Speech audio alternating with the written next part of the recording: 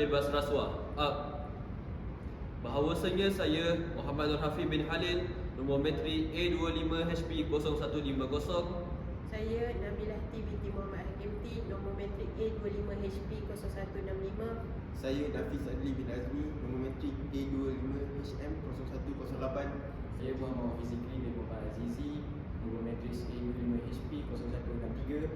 Saya Muhammad Taufiqillah bin Rizaludin, nombor metrik A25HP0162. Saya Muhammad Syahrin bin Airuddin, nombor metrik A25HP0157. Saya Muhammad Zafran bin Muhammad Izam, nombor metrik A25HP0164. Saya Muhammad Ridwan Ali bin Azman, nombor metrik A25HP0152. Saya Naiki Kaisar binti Syarin, nombor metrik A25HP0166.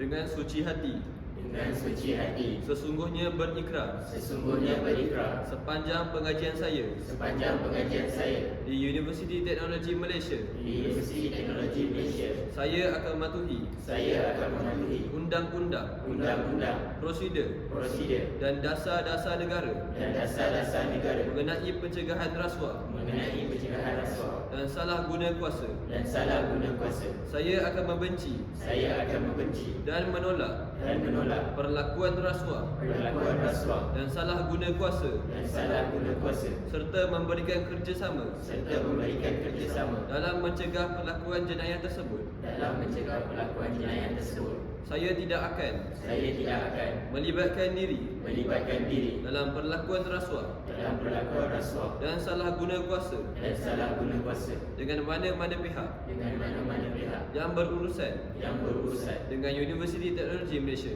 dengan Universiti Teknologi Malaysia. Saya akan memastikan kaki tangan di bawah sediaan saya tidak akan melibatkan diri dalam perlakuan rasuah dan salah guna kuasa dalam apa-apa urusan berkaitan dengan Universiti Teknologi Malaysia, dan saya akan melaporkan perlakuan rasuah dan salah guna kuasa yang melibatkan saya atau kaki tangan di bawah sediaan saya kepada Suruhanjaya Pencegahan Rasuah Malaysia.